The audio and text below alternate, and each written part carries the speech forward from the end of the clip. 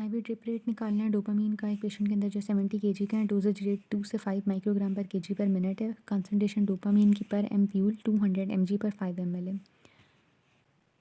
अब कंसनट्रेशन और डोजेज एक ही यूनिट के अंदर होनी चाहिए, तो कंसनट्रेशन जो है वो दी हुई है, डोजेज दी हुई है माइक्रोग्राम के अंदर, तो कंसनट्रेशन को भी माइक्रोग्राम के अंदर लेके जाएंगे।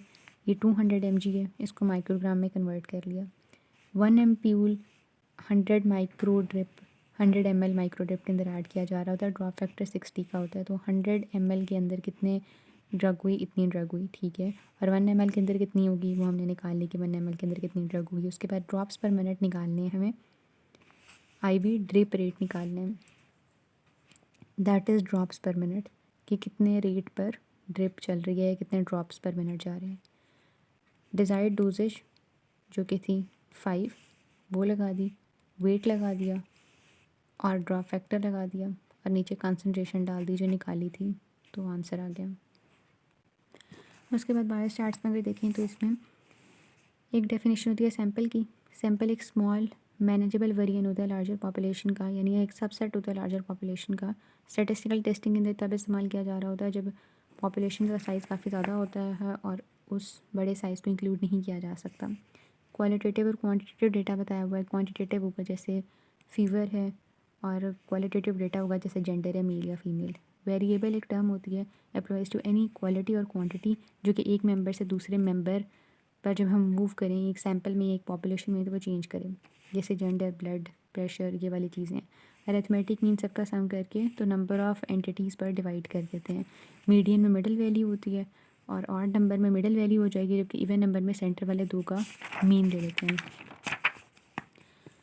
और उसके बाद फिर मेजर ऑफ डिस्पर्शन के अंदर रेंज है। रेंज इस तरह से फाइंड आउट कर लेते हैं कि maximum value minus minimum value.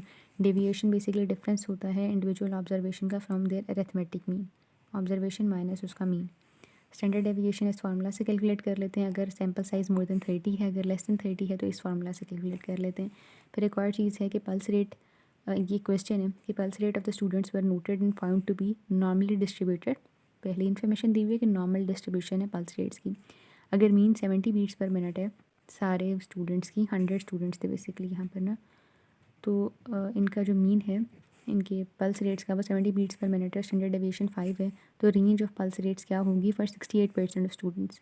तो क्योंकि उन्होंने नॉर्मल डिस्ट्रीब्यूशन बता दिया, तो नॉर्मल डिस्ट्रीब्यूशन का ये मतलब है कि 68% के डेटा सारा नॉर्मली डिस्ट्रीब्यूटेड है, तो 68% ऑफ द डेटा वो नॉर्मल डिस्ट्रीब्यूशन के अंदर ही फॉल कर रहा होगा।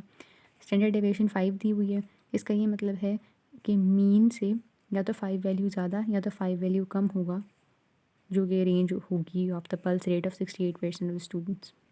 तो इसका आंसर यही आ जाएगा कि 70 - 5 या 70 + 5। तो रेंज जो निकलेगी वो 65 to 75 बीट्स पर मिनट निकल आएगी।